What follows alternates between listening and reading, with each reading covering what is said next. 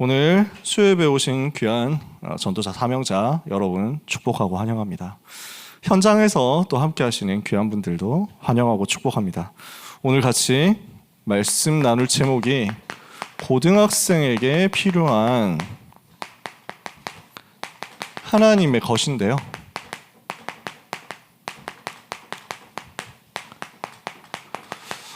그러면 고등학생 아니면 안 되냐? 그건 아니고요. 모든 성도에게 필요한 하나님의 것입니다. 사실은 그건데 제목을 이렇게 잡아봤습니다. 왜냐하면 어떻게 준비하면 좋을까? 교회와 현장의 영적인 흐름을 두고 어떻게 말씀을 심부름하면 좋겠는가 해서 행정 목사님께 여쭤봤거든요.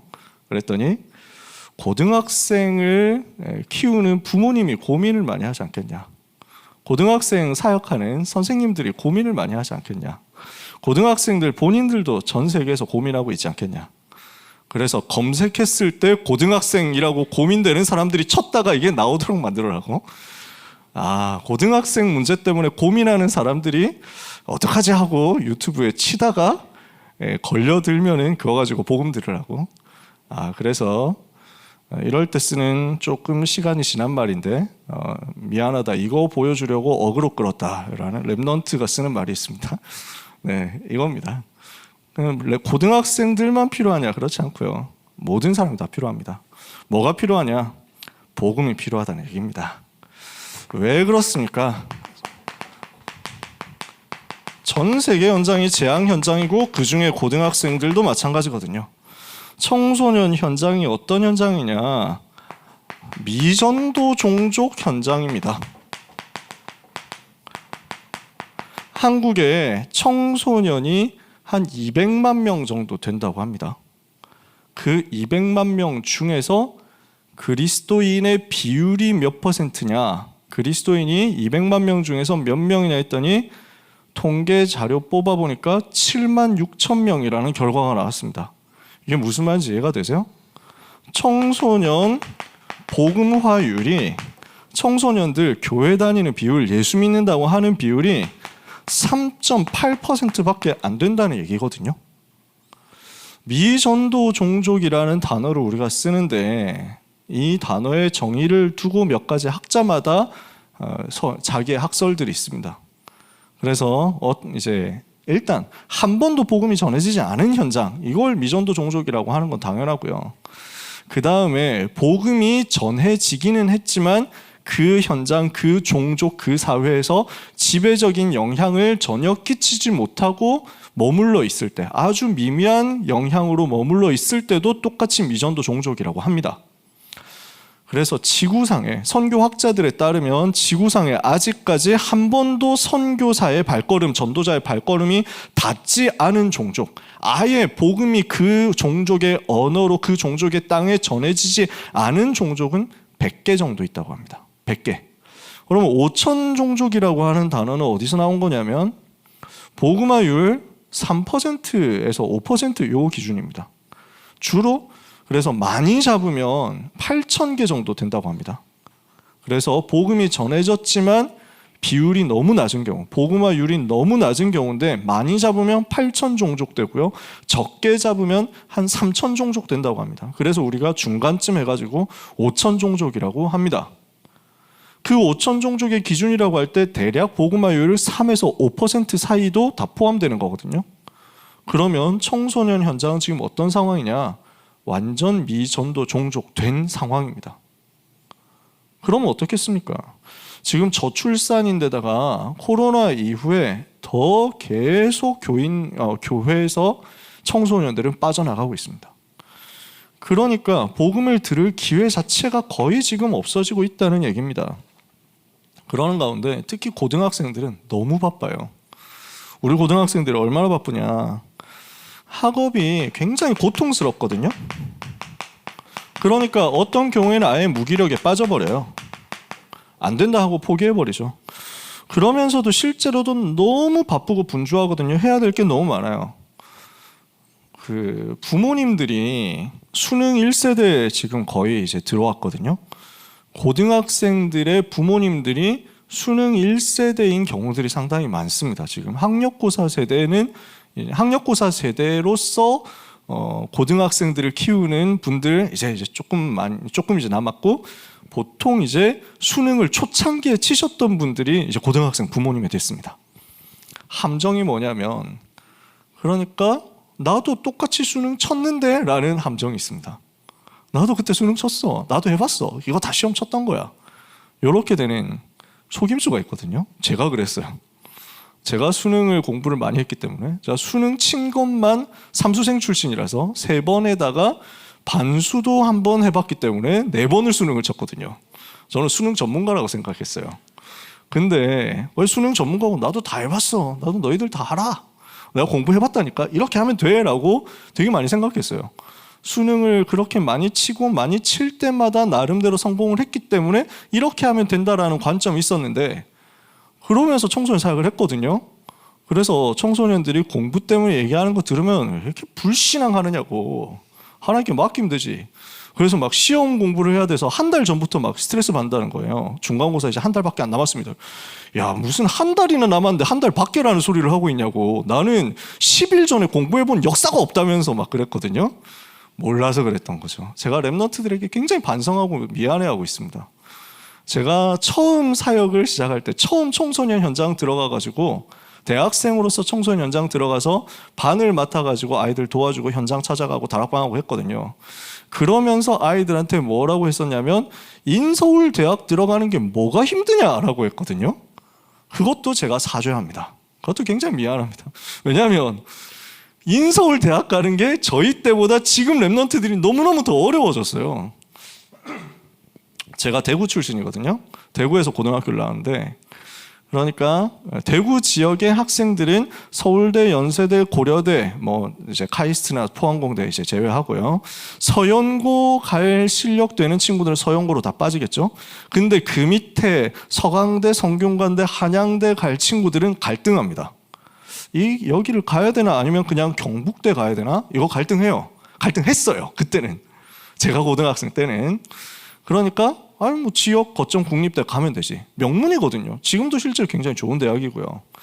그러면서 중앙대, 경희대, 외대, 시립대, 이제 중경외시 라인 있잖아요. 이 라인에서는 거의 대부분 서울로 올라가지 않고 경북대 아니면 그 밑에 이제 영남대, 계명대, 뭐 대구대 이렇게 해가지고 쭉 갔어요. 그러니까 대구에 사는 친구들은 다 인대구 대학을 갔거든요. 저도 그런 줄 알았어요. 서울에 있는 친구들은 인서울, 대구에 있는 친구들은 인대구, 광주에 있는 친구는 인광주. 그 대학 가는 게 어렵냐? 라고 생각을 했거든요. 그건 몰라서 그랬죠. 그러니까 서울 지역으로 계속 인재들이 쏠리니까 아이들의 학업 부담은 얼마나 더 늘어나느냐면, 지금은 제가 지금 대학 서열화 얘기하는 게 절대 아닙니다. 근데 절대 좀 오해를 하지 않으셨으면 좋겠다. 어디를 가도 세계 살릴 수 있습니다. 진짜로. 정말 그렇습니다. 시간이 되면 그 얘기도 할 겁니다. 시간이 안 될 것 같지만요. 근데 지금 시대는 어떤 시대냐면, 부모님들이, 어른들이, 중직자분들이 놀라시더라고요. 지방의 거점 국립대학들, 부산대, 경북대, 전남대, 전북대 막 쭉 있잖아요. 이 대학들의 입시 커트라인 점수가 인서울 대학 제일 끝자락보다 낮아진 상태가 되어버렸습니다. 그 정도로 인재 쏠림 현상이 서울로 너무 집중되고 있거든요. 그러니까 인서울 대학교에 가려고 하면 2등급을 받아야 됩니다. 내신 2등급, 9등급 중에서 9단계 중에서 2등급을 받아야 되고, 이 말은 10% 안에 들어가야 된다는 얘기거든요. 장로님께서 한번 여쭤보시더라고요. 그래서 우리 교회 고등부 랩런트들이 대학을 잘 못 간다는 얘기하는데 사실이냐? 그래서 사실이 아닙니다. 잘하고 있습니다. 인서울 대학에 가려고 하면 상위 10% 안에 들어가야 되니까 전체 10%밖에 인서울에 못 가는데, 우리 고등부 랩런트들의 진학 비율은 13% 정도 되기 때문에 평균보다 나은 상태입니다 하고 막 얘기를 해서, 그 정도로 이제 어렵습니까? 어렵습니다. 요즘은 그러니까 대학 가는 게 많이 어렵습니다. 대학은 숫자가 많죠. 어디든지 갈 수 있습니다. 근데 사람들이 원하는 건 상위권 대학이잖아요. 그 상위권 대학 들어가는 게 옛날보다 너무 어려워진 거예요. 거기다가 그 입시 과정에서 지금 뭐 정시 모집 비율이 늘어난다고 하지만 수시 모집 비율이 아직도 높거든요. 그러니까 수시 모집이라는 거는 자기가 1학년부터 3학년까지 중간고사, 기말고사를 쳐서 전부 합산되어 가지고 나오는 성적이잖아요. 거의 수시로 이제 고등학생들, 재학생들은 승부를 봐야만 됩니다. 왜냐하면 이제는 수능으로 정시 모집해서 수능으로 승부를 보는 것이 재수생들에 비해서 압도적으로 열세에 있기 때문입니다. 재수생들도 힘들고요. 재학생들도 그래서 힘들어요. 특히 어른 세대들, 제 세대 때만 해도 재학생과 재수생이 수능에서 비슷했어요. 특별히 누가 경쟁에서 우위고 열이고 이게 없었어요. 근데 수시 시대가 되다 보니까 수능 며칠 안 남은 하반기 시절에 9월부터 재학생들은 수시 원서를 쓰러 돌아다녀야 되고 공부할 시간이 없다는 거죠. 그러면서 그 시간에 수시 시험 치러 다녀야 되고 이렇습니다. 수능 공부해야 할 가장 중요한 시간인 수능 100일 전, 이때는 누가 공부를 해도 어떤 상황에서도 잘 되거든요. 수능 100일 전에 공부하면 누가 해도 어떻게든 잘 됩니다. 근데 그 시간을 뺏기거든요, 재학생들은. 그러니까 재수생들에 비해서 수능으로 들어갔을 때는 틀림없이 경쟁이 안 되기 때문에, 그러면 재학생들은 전부 수시, 중간고사, 기말고사에 생명 걸어야 된다는 얘기거든요. 이러니까 한 달 전부터 밥맛이 없어요. 중간고사, 기말고사 치기 한 달 전부터 되게 힘들어해요. 실제로 잠도 못 자고요. 경쟁이 얼마나 치열한지 모릅니다. 한 번 삐끗하면 그대로 날아가기 때문에 단 한 번의 시험이라도 무너지면 안 된다는 압박감 속에 있습니다. 거기에다가 많은 활동들이 필요합니다. 그래서 생기부를 써야 되거든요. 그러니까 이걸 두고 이런 활동도 해야 되고 저런 스펙도 쌓아야 되고 이런 보고도 해야 되고 저런 수행평가도 해야 되고, 그러면서 필요한 경우에는 학생회 활동 같은 것도 해야 되고 이러니까요. 아이들이 2시간, 1시간 자더라고요. 제가 처음에 들었을 때 깜짝 놀랐어요. 이해가 안 됐거든요. 아니 왜 잠을 그렇게 안 자냐. 자고 해라 자고. 학교 가서 피곤해서 어떻게 공부하냐 하는데 실제로 잘 시간이 없어서 그렇더라고요. 공부를 해야 되고 과제를 해야 되고 수행평가를 해야 되고 하는데, 일단 수행평가하고 과제하는 데만 해도 시간이 다 가요. 학원 안 갈 수 있으니까 학원도 다 가야 돼요. 학원 숙제 다 해야 돼요. 이러니까 그냥 맡겨진 것 하는 데만 해도 잠잘 시간 다 갉아먹는 거예요. 이러니까 너무 힘든 겁니다. 우리 애는 안 그렇던데요 라고 생각하시는 분이 있으시면 절대로 집에 가서 랩넌트를 쪼우지 마시기 바랍니다. 잘하고 있는 그게 정상이거든요. 그렇게 해야 돼요. 랩넌트 때 잠 잘 자고 랩넌트 때 밥 잘 먹고 해야죠. 안 그렇습니까? 평생 달려가야 되는데. 근데 되게 많은 친구들이 그러니까 이것 때문에 압박을 받는 거예요. 실제로 잠 1시간, 2시간 자는 친구들도 압박이고, 잠 6시간, 7시간, 8시간 자는 친구들도 마음속에서는 엄청난 스트레스와 압박을 당하고 있고, 얼마나 힘든지 몰라요. 그래서 입시 제도가 얼마나 복잡한지, 이러니까 랩넌트들이, 고등학생들이 긴장도가 엄청 높습니다. 스트레스가 너무너무 심합니다. 이런 상황 속에서 전부 옆에 있는 사람들이 내신 경쟁자거든요. 옆에 있는 사람들이 전부 입시 경쟁자인 거예요. 이러니까 학교 가도 마음이 편하지를 않아요. 늘 그래 왔었던 거겠지만 지금은 거의 경쟁하면서 뒤통수를 어떻게 치느냐 이렇게 해가지고 살벌한 상황이 되어버렸습니다. 이건 눈에 보이는 거죠. 여기까지 눈에 보이는 거예요. 눈에 안 보이는 게 더 크잖아요. 뭐가 있냐면 오래된 문제와 특히 상처들이 엄청나게 쌓여 있거든요. 이게 지금 가정에서부터 오잖아요. 가문에서부터 오잖아요. 어릴 때부터 와 있었잖아요. 그런데다가 학교에서 인간관계 치르면서 상처받거든요. 진짜 어려운 게 많아요. 이번 주에만 해도 제가 자세하게 다 얘기할 수는 없습니다. 이번 주에만 해도 랩넌트가 너무 어려운 상황을 당한 거예요. 전도 대상자를 두고 기도했는데 그 대상자가 오히려 공격을 해가지고 완전 억울한 누명 뒤집어 씌워서 랩넌트를 학교 폭력으로 몰아가지고 지금 위원회 열린다고 이러고 있는 거예요. 그러니까 랩넌트는 위에서 기도해 주기만 했는데 자기들이 어려운 상황 당하니까 이걸 떠넘긴 거예요. 떠넘길 누군가가 필요해. 이렇게 해가지고 막 어렵게 만든 거예요. 희한합니다. 진짜 별의별 일이 다 있습니다. 이러니까 이게 겹쳐져 가지고 지금 청소년 현장이에요. 실제 재앙지대가 완전 되어버렸는데 어느 정도냐면 우울증 약 먹는 친구들은 부지기수고 없는 사람이 없을 지경으로 너무 많고, 공황장애 와 있는 사람 많고, 특히 이 시대의 특징적인 문제가 자해예요. 여러분 아시나요? 물론 자해 문제도 90년대, 특히 2000년대부터 좀 본격화되기 시작했죠. 근데 인스타그램 시대가 되면서 자해가 완전히 문화가 돼버렸어요. 트렌드가 되어버렸어요. 그러니까 이번 주에만 해도 자해 이슈 때문에 어려움 당한다 보고가 지금 여러 번 들어왔어요. 랩넌트 현장에서 사역하는 가운데. 그러니까 우리가 그냥 상식적으로 이해가 안 되잖아요. 왜 자기 몸을 스스로 이렇게 해칩니까?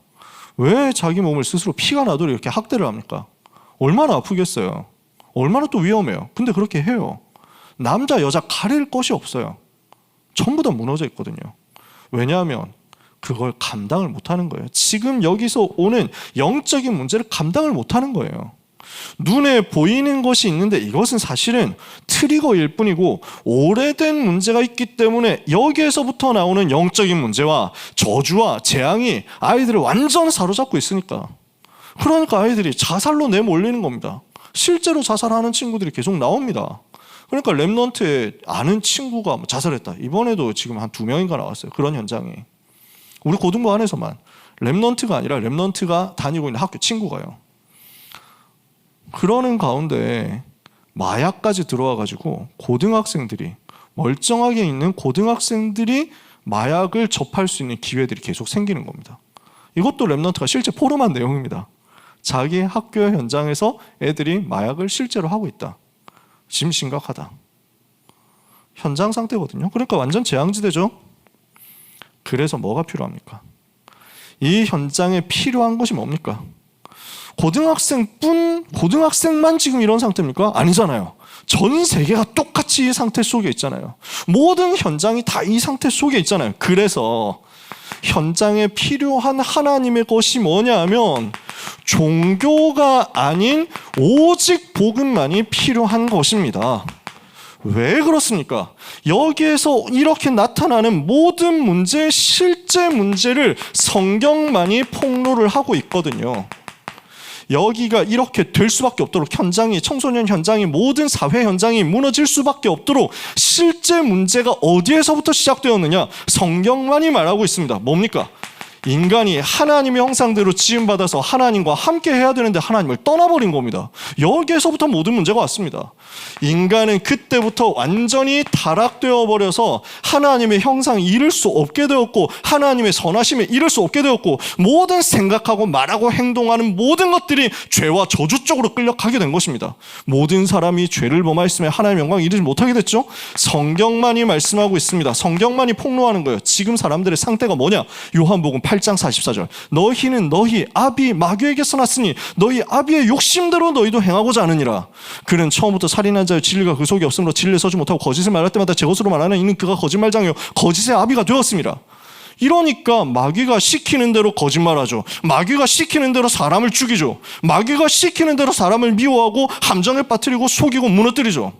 요한복음 10장 10절에 도둑이 온 것은 도둑질하고 죽이고 멸망시키려는 것뿐이다. 지금 그 사탄이 활동하고 있는데 이 사실을 지금 말 안 하고 있는 것입니다. 그래서 우리는 이 문제, 모든 문제의 원인과 그 배경에 있는 존재가 누군지를 반드시 폭로를 해야 됩니다. 성경은 폭로했습니다. 이게 누구냐? 폭로했단 말이에요. 누굽니까?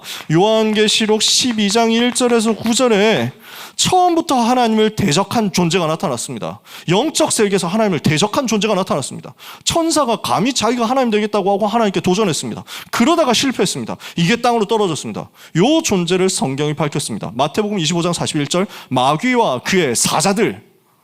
그래서 고린도후서 4장 4절에 보니까요, 이 세상 신이라고 했습니다. 요한복음 12장 31절 비롯해서 여러 군데에서 예수님께서 직접 말씀하셨습니다. 세상 임금이다. 에베소서 2장 2절에 불신자를 완전 장악했습니다.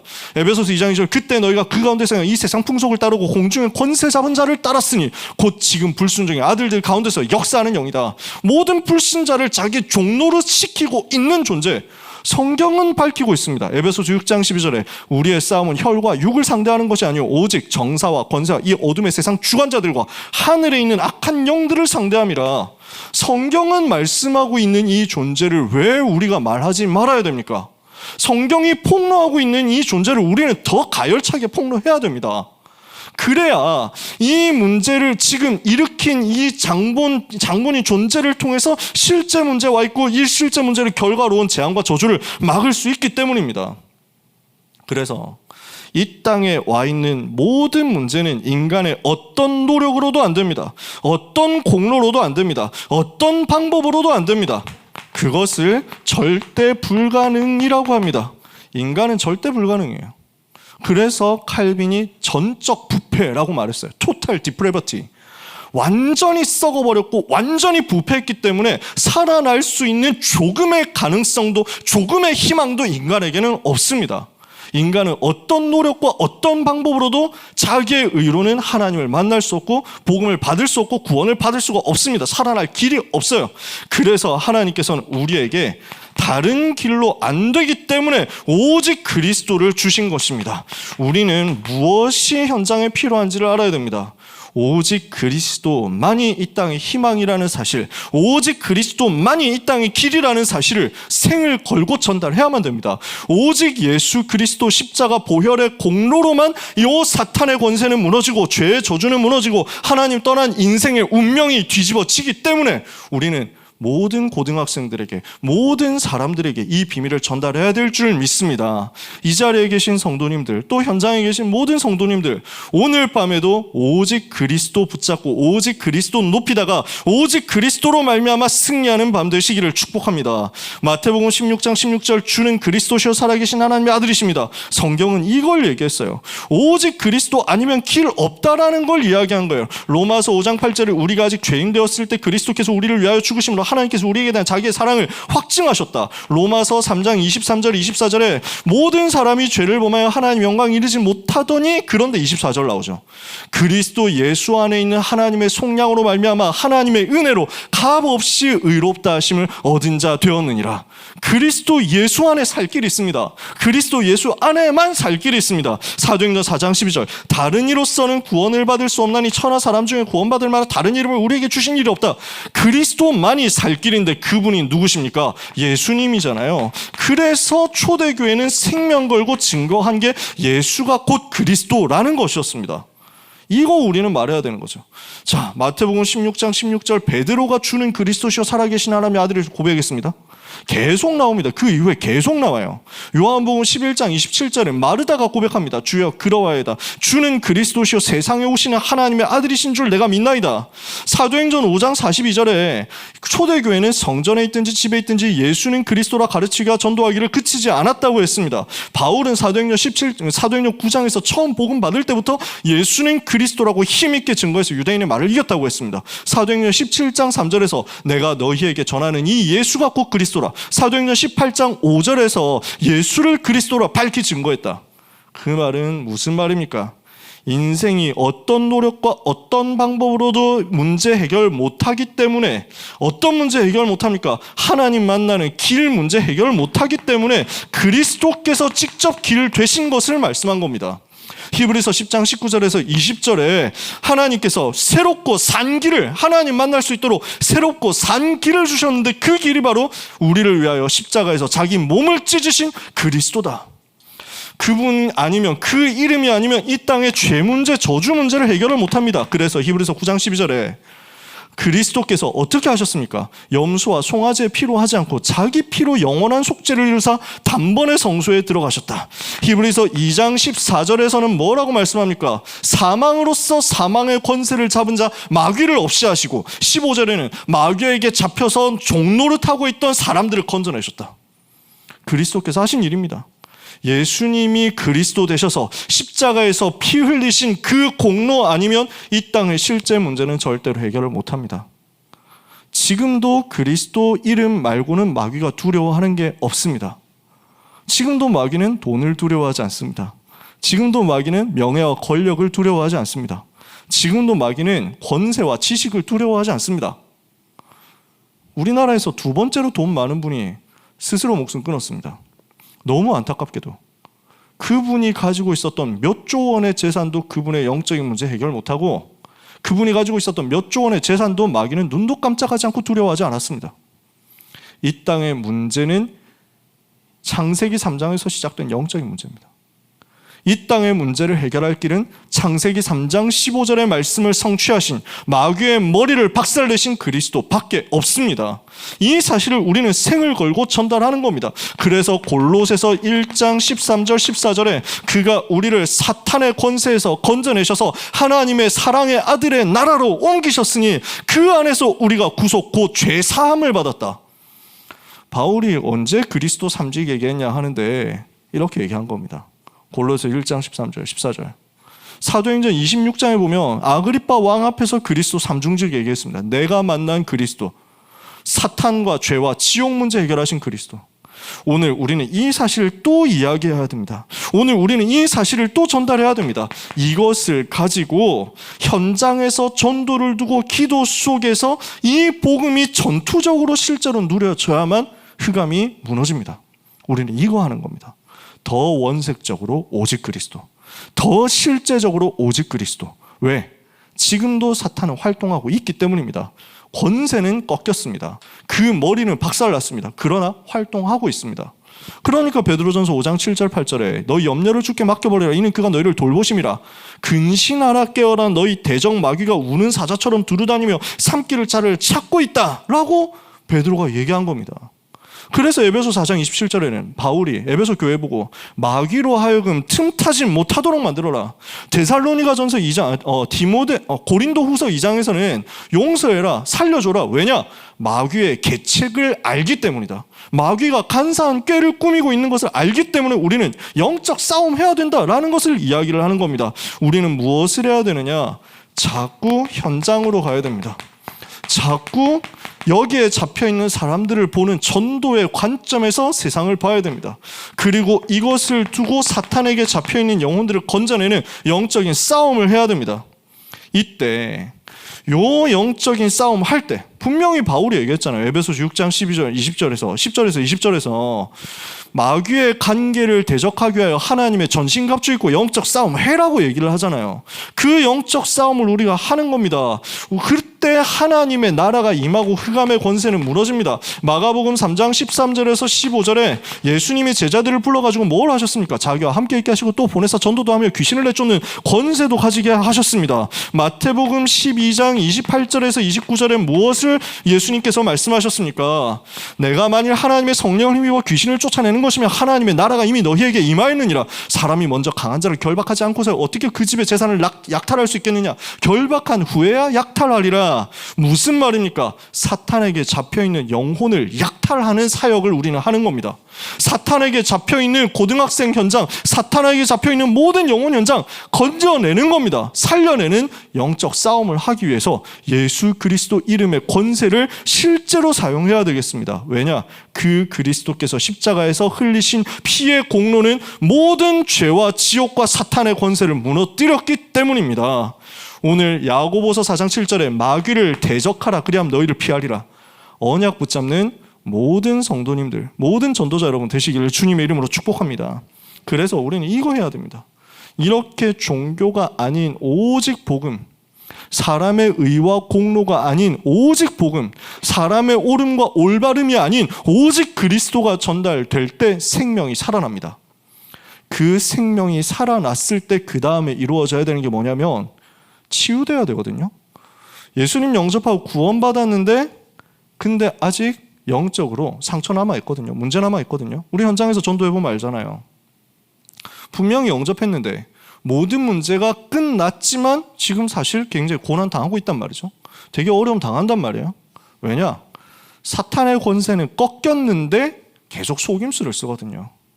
오래된 상처의 각인을 가지고 계속 속임수를 쓰거든요. 그래서 영적으로 시달리는 분들, 특히 정신적으로 시달리는 분들, 저희는 많이 사역하잖아요. 저희가 많이 돕잖아요. 섬기잖아요. 오래된 문제이기 때문에 오랫동안 싸워야 됩니다. 된다 안 된다를 낙심해서는 안 됩니다. 조금 되는 것 같다고 교만해서도 안 되고 좀 안 된다고 해서 낙심해서도 안 됩니다. 굉장히 길게 보고 가야 됩니다. 오직으로 복음이 계속 전달되고 각인되는 사역이 고등학생과 모든 성도와 모든 현장 영혼들에게 필요합니다. 그래야 치유가 실제로 일어나게 되기 때문입니다. 그러면 어떻게 오직이 각인되어야 되겠습니까? 우리는 오직 말씀으로 이 각인을 전달하는 것입니다. 오직 하나님의 말씀 외에는 길이 없습니다. 답이 없어요. 저는 하나님 은혜로 다락방 전도 운동을 고등학교 1학년 이때쯤부터 시작하면서 바로 했고 지금까지 하고 있는 게 성경 보는 겁니다. 66권 성경이 그리스도를 말하는 것이었구나 하는 것을 보면서 제 인생이 뒤집어졌습니다. 66권 성경 1189장의 모든 내용이 전부 그리스도를 말하는 것이었어요. 저는 그 전에 성경 열심히 보고 성경 공부 많이 하고 성경 암송도 열심히 하고 성경대로 살기 위해서 되게 애를 썼습니다. 착하게 살고 바르게 살기 위해서. 제 인생의 그때 기도 제목, 중3 때까지의 기도 제목이 뭐였냐면 예수님을 닮는 것이었어요. 예수님 닮게 하옵소서. 예수님처럼 살게 하옵소서. 이 땅의 작은 예수가 되게 하옵소서. 그랬거든요. 근데 두 가지로 역사가 일어나는 거예요. 그러니까 내가 예수님을 닮기 위해서 그렇게 애를 쓰고 착하게 사니까 사람들이 나를 다 칭찬해요. 그래서 별명이 예수였어요. 실제로 별명이 중3 때 예수였어요. 그 소문 나가지고. 그러니까 그 중3 졸업식 끝나고 나니까 반에서 모여가지고 마지막으로 졸업장 전달하고 이제 헤어져야 되는데 선생님이 그때 제가 마지막 반장이었거든요. 중3 2학기 반장이었어요. 그래서 야, 반장 나와서 한번 우리를 위해서 기도 한번 해라 이랬어요. 그래가지고 또 뭐 이래가지고 나갔거든요. 나가니까 주변에서 하는 말이 오 예수 뭐 이러면서 막 했어. 네, 그 정도로 착했어요. 그 정도로 깨끗하고 경건하고 거룩하고 훌륭하고 다른 사람들 다 칭찬했어요. 근데 두 가지 역사가 나타나는데 첫 번째 역사는 뭐냐면 나는 하나도 안 행복해요. 저는 행복이 없었어요. 저는 기쁨이 없었어요. 기도 응답을 받아본 적이 없어요. 하나님이 나와 함께 하시는 거 몰랐어요. 그러니까 그때 하던 기도가 뭐였냐면 주님이 함께 해주시옵소서였어요. 저하고 함께 해주세요 이거였어요. 왜냐? 함께 하시는 확신이 없었거든요. 함께 하신 줄 몰랐거든요. 함께 하는 답이 없었어요. 예수님이 어디 계시냐 하면은 우리 가운데에 계신다 이랬어요. 그래서 왜냐하면 어디서 또 봤거든. 제가 성경 공부 얼마나 열심히 했습니까? 그래서 하나님의 나라는 너희 가운데 있느니라 이렇게 해가지고 예수님이 그 얘기 하셨거든요.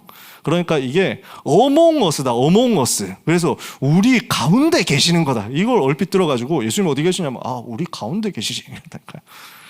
죽어도 할 수 없는 말, 양심적이니까 내 안에 계신다는 말 못하겠어요. 내 안에 계셨으면 좋겠는데 그래도 했으면 좋겠는데 안 돼요. 이게 너무 괴로운 거예요. 마음에 기쁨도 없고 만족도 없고 행복도 없고 평안도 없고 늘 불안하고 늘 근심이고 늘 염려인데 착한 척 해야 되잖아요.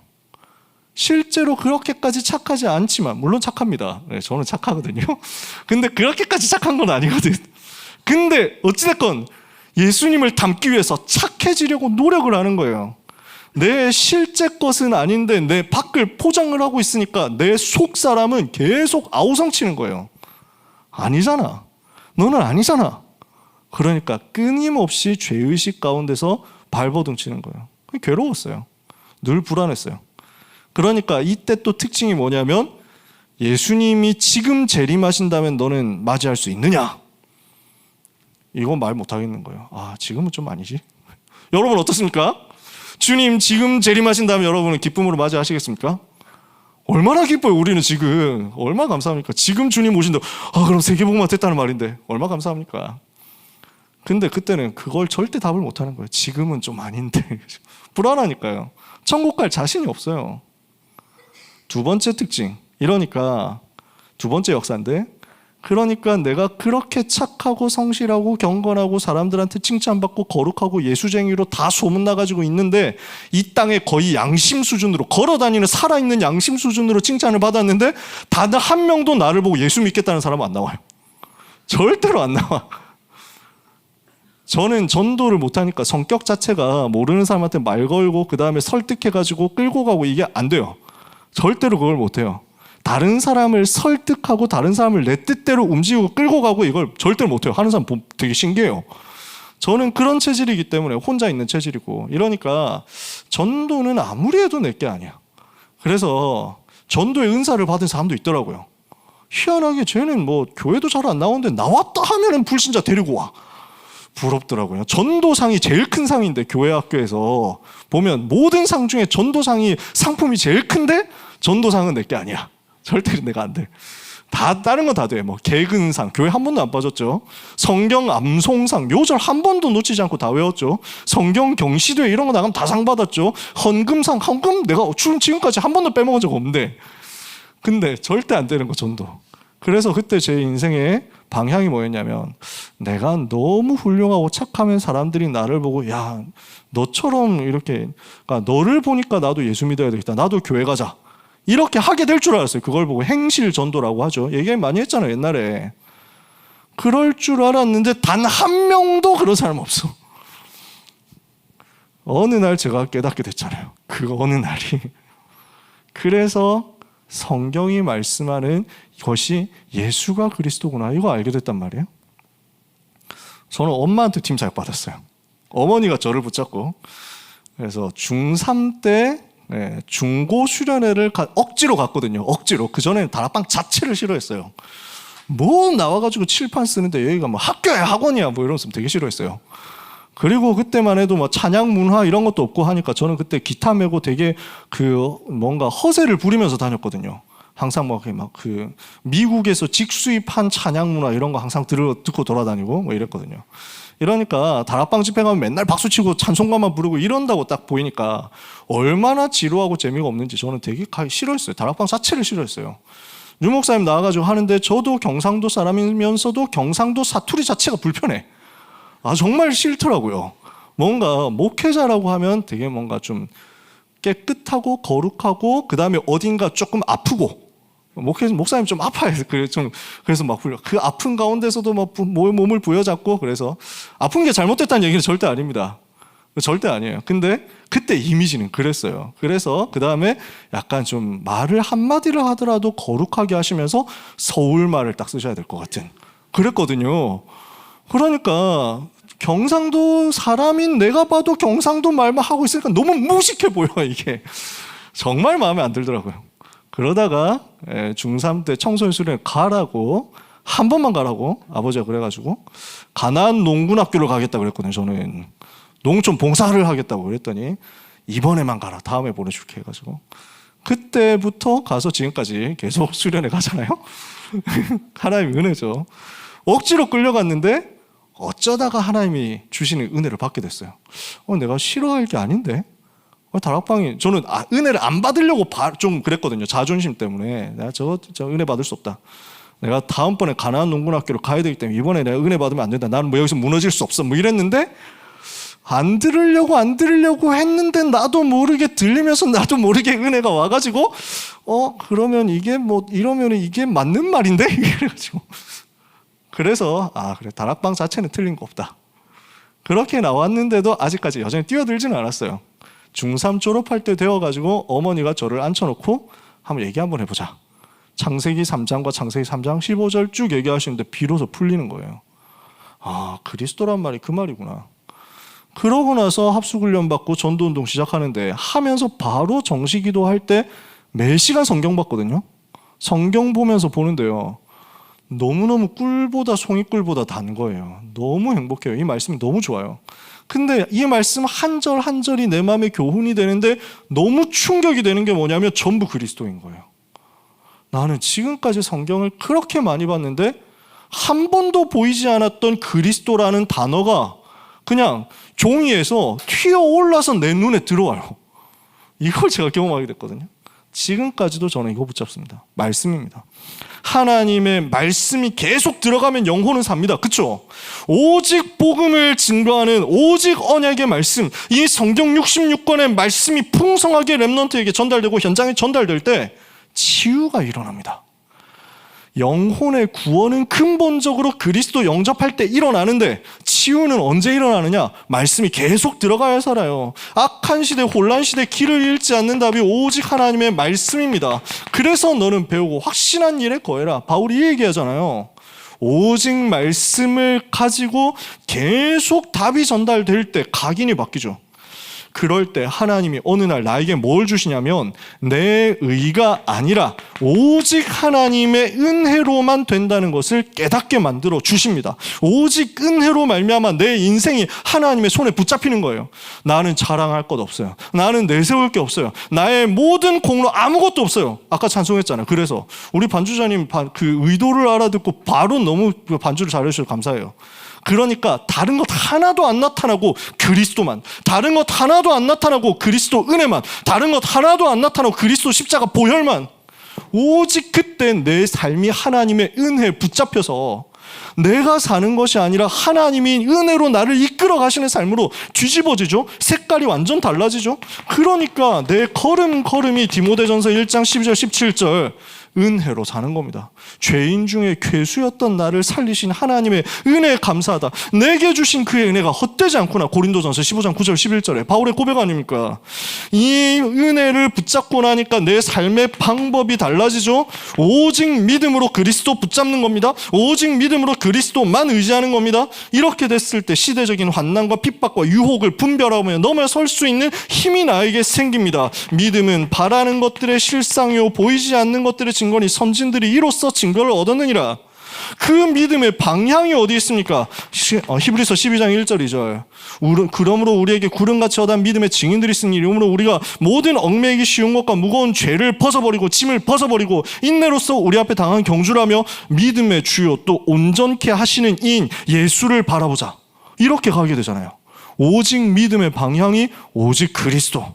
이렇게 되니까 우리는 어떻게 됩니까? 사람의 의와 사람의 훌륭함이 나타나지 않고 오직 그리스도만 집요하게 나타나는 응답을 우리가 받는 겁니다. 빌립보서 1장 12절에서 14절에 12절에서 24절에 내 안에 사는 것이 그리스도다. 나는 이제 살든지 죽든지 내 몸에서 그리스도만 존귀케 되기를 원한다. 이는 내게 사는 것이 그리스도니 죽는 것조차도 유익하기 때문이다.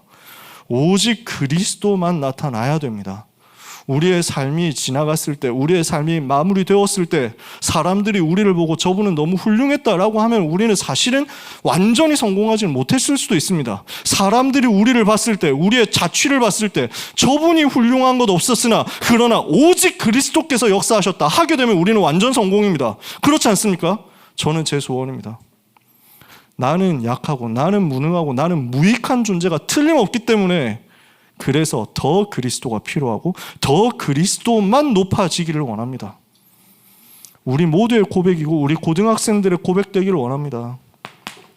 그래서 우리의 인생 방향 제일 마침은 어디 있습니까? 오직 하나님께 영광을 돌리는 것입니다. 하나님만 영광을 받으시는 거죠. 로마서 11장 33절에서 36절까지 바울은 이 부분을 이렇게 감탄에 빠져서 고백합니다.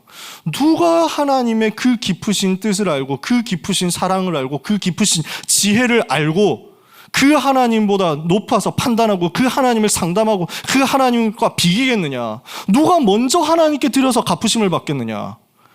우리 하나님과 같은 분이 없다. 미가 선지자가 그거 고백하거든요.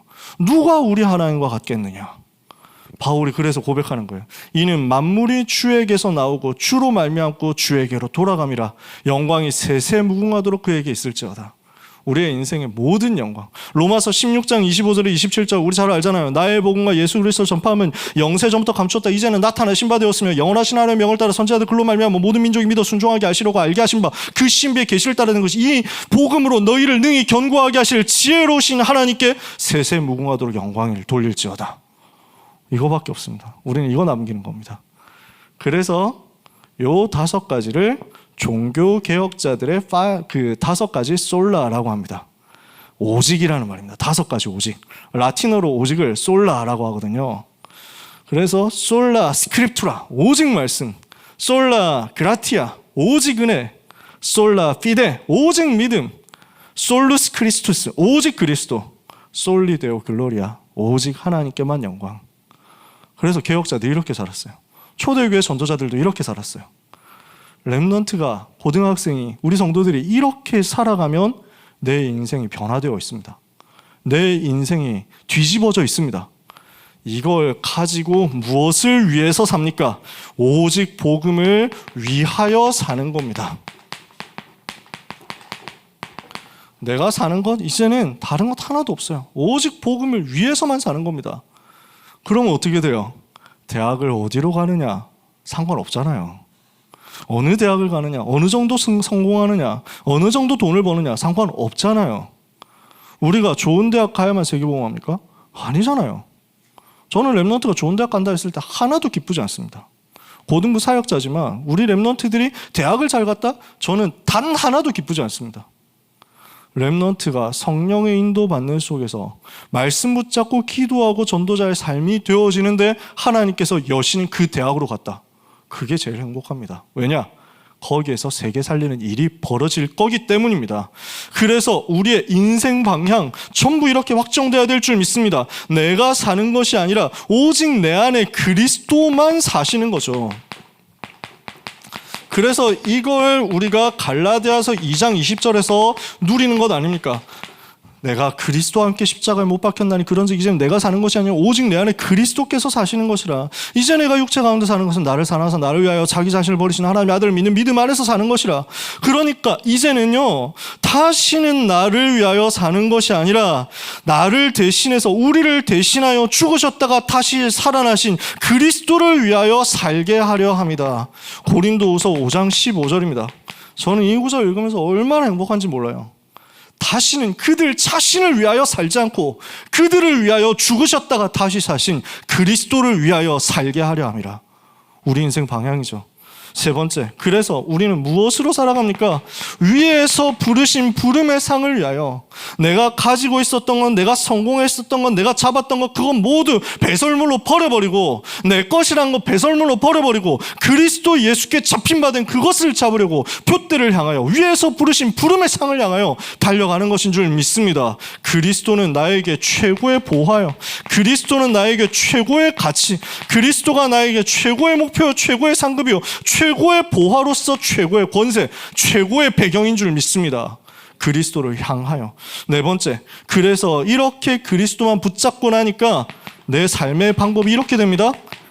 내가 풍부에 처할 줄도 알고 비천에 처할 줄도 안다. 모든 일에 배고픔과 배부름과 풍부와 궁핍에도 일체의 비결을 배웠는데 내게 능력 주시는 그리스도 안에서 나는 모든 것 할 수 있다. 그리스도만 높아지는 거죠. 이렇게 그리스도로 말미암아 그리스도가 증거되는 것이 내 삶의 방향인데, 이것을 위해서 하나님이 우리에게 주신 중요한 열쇠가 있습니다. 로마서 16장 19절에서 20절. 너희의 순종함이 모든 사람에게 들리는도다. 그러므로 무엇을 해라?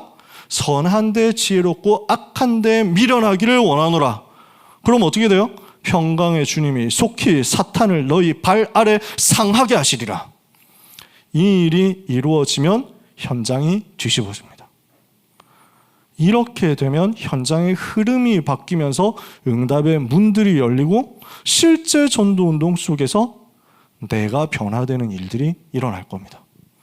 그래서 이 번역을 상하게 하시리라, 이게 안 와닿을 수 있잖아요. 영어로는 크러쉬라고 있어요. 크러쉬. 밟아 으깬다는 말이에요. 평강의 주님이 속히 사탄을 너희 발 아래 으깨어지도록 만드실 것이다. 그래서 다른 번역에는 뭐라고 했냐면 평강의 주님이 속히 사탄을 너희 발 아래 짓밟히게 하실 것이다. 은혜와 평강이 너희에게 있을지어다. 오늘 이 응답을 우리 모든 전도자 랩런트들이 다 받게 되시기를 축복합니다. 이러면요, 이렇게 했어요. 오늘 무슨 얘기만 한 거예요? 그래서 고등학생에게 필요한, 성도에게 필요한, 우리에게 필요한 하나님의 것 뭐예요? 그리스도밖에 없는 것입니다. 이렇게 인생 살았는데 우리에게는 뭐가 남습니까? 그리스도께서 하셨구나. 오직 그리스도께서 하셨구나. 오직 그리스도만 높임 받으셔야 되겠구나. 저는 소원입니다. 여러분도 소원이신 줄 믿습니다. 하나님만이 영광을 받으시게 될 것입니다. 내가 영광 하나도 받지 않고 하나님만 영광 받으시는 그 은혜가 우리에게 임하게 될 것입니다. 이 일을 위해서 하나님이 하나님의 것을 또 주십니다. 우리가 오직 복음으로 생명 얻고 오직 복음으로 이 생명 누리면서 치유되는데, 변화되는데, 오직 복음 위하여, 전도 위하여 살아가는데 인생에 하나님께서는 하나님만이 주실 수 있는 확실한 미래를 주십니다. 예레미야 29장 10절에서 14절에 보니까요, 너희를 향한 나의 생각을 내가 하나니 곧 재앙이 아니오 평안이라. 너희 장래에 소망을 두려 하는 것이라. 너희에게 미래와 소망을 주려 함이라. 우리 하나님은 미래를 주시고 소망을 주시는 분이시거든요. 왜 이 이야기를 합니까? 고등학생 랩런트들 정말로 언약 붙잡아야 됩니다. 절대로 염려하지 마라. 많은 경쟁, 많은 활동, 많은 긴장, 많은 스트레스 여러분의 것이 아닙니다. 고등학생의 것이 아닙니다. 하나님은 랩런트를 위한, 전도자를 위한, 하나님의 자녀를 위한, 모든 하나님의 백성을 위한 미래를 예비하셨습니다. 그리스도로 충만해진 사람에게 미래는 옵니다. 미래는 와닿게 돼 있어요. 나는 아무것도 할 줄 아는 게 없었던 것 같은데 미래가 나에게 옵니다.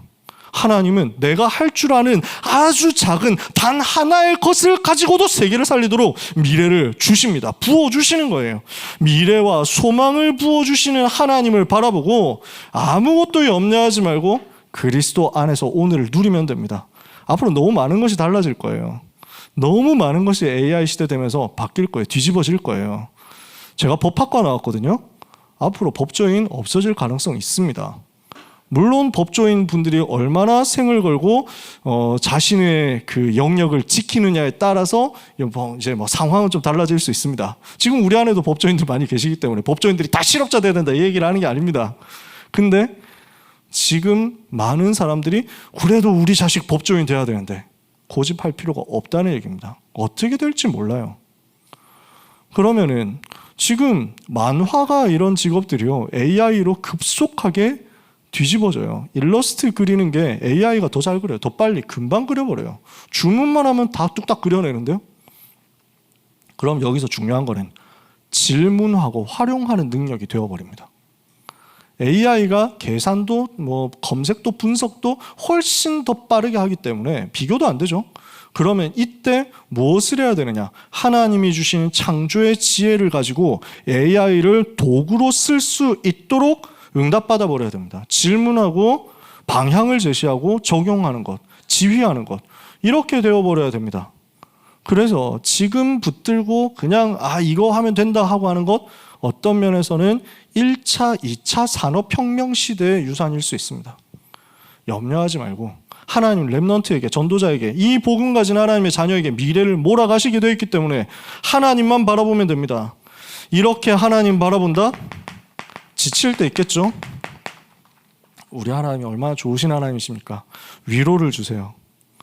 예배 때마다 위로를 주세요. 혼자 하나님 바라볼 때마다 위로를 주세요.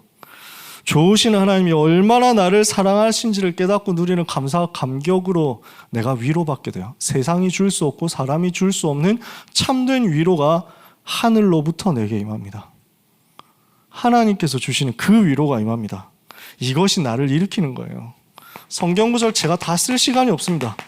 이사야 40장 1절에 너희는 내 백성을 위로하라. 정답게 내 백성을 위로해라. 그 복역의 때가 끝났고 그 모든 죄악이 사함을 받았고 한 것에 대해서 배나 받았기 때문에 이제는 끝났다. 우리 하나님은 위로하세요. 요한복음 14장 1절에서 6절에 너희는 마음에 근심하지 마라. 하나님을 믿으니 또 나를 믿으라.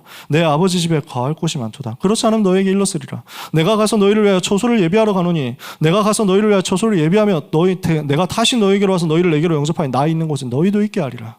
요한복음 14장 27절에 그래서 평강 주시겠다고 했습니다. 그 평강을 체험한, 하늘의 평강을 체험한 사람 어떻습니까? 바울이요. 어떠한 위로를 하나님께서 우리에게 주셨는가? 고린도후서 1장 1절 11절에 삶이 거의 끊어질 정도로 절망적인 상황 속에 있었던 바울을 하나님께서는 위로하시고 다시 건져내시고 살려내십니다. 하나님의 위로가 내게 임했다. 그래서요, 우리 렘넌트는 염려할 필요 없습니다. 제가 이 귀한 구절들을 다 소개하고 싶은데 시간이 없어가지고 잠언 24장 16절에 의인은 7번 넘어져도 다시 일어나는 것이다. 미가서에 보면요 7장 8절에 이렇게 말씀합니다. 나의 대적이여 내가 넘어짐으로 말미암아 기뻐하지 말지어다. 나는 넘어졌더라도 다시 일어날 것이요 여호와께서 나의 빛이 되실 것이미로다. 그렇게 위로하십니다. 넘어져도 괜찮아요. 다시 일어나도록 하나님이 힘 주시니까요. 아무 걱정하지 마세요. 실패되었더라도 다시 일어나면 돼요. 우리 주님 바라보면 됩니다. 자, 이렇게 된 하나님의 자녀에게 주시는 것 마지막 것입니다. 영원한 보장입니다. 하나님은 이것을 하나님의 백성에게, 우리 고등학생들에게 주십니다. 로마서 8장 31절 39절, 아무도 우리를 그리스도의 사랑에서 끊을 수가 없습니다. 사망이나 생명이나 높임이나 깊음이나 천사나 권세나 세상의 어떤 주관자, 어떤 피조물이라고 할지라도 우리를 우리 주 그리스도 예수 안에 있는 하나님의 사랑에서 끊을 수 없다고 했습니다. 그리고 오늘 본문 읽었던 요 마지막 구절입니다. 고린도후서 4장 7절 10절, 오늘 우리가 읽었죠. 바울이 너무 힘들 때였어요. 그때 하나님이 주신 소망과 위로와 힘을 얻어요. 바울이 뭐라고 고백합니까? 우리가 사방으로 우겨 쌈을 당하여도 쌓이지 않는다. 답답한 일을 당해도 낙심하지 않는다. 핍박을 받아도 버림받지 않는다. 거꾸로 뜨림을 당해도 망하지 않는다. 왜냐? 질그릇 같은 내 속에 보배를 감추었기 때문에, 보배 대신 그리스도를 모셨기 때문에. 오늘 그 은혜의 지극히 풍성함을 가지고 어떤 환난과 핍박 와도 승리하게 되시기를 축복합니다. 어떤 유혹과 어떤 사람의 말이 있더라도, 어떤 타락과 어떤 실패와 어떤 궁핍과 어떤 고난이 있더라도, 미래에 어떤 위기가 찾아오더라도 절대 무너지지 않는 하나님의 남은 자로서 승리하는 여러분 되시기를 예수 그리스도 이름으로 축복합니다. 기도하겠습니다. 하나님 감사합니다. 예수의 생명 가진 자 되게 하시니 감사합니다. 예수의 은혜가 내 속에 임한 것을 감사합니다. 예수 그리스도 십자가 보혈의 공로로 말미암아 죄와 사탄과 지옥에서 우리를 건져내신 하나님의 위대하신 지혜와 사랑과 능력을 찬송합니다.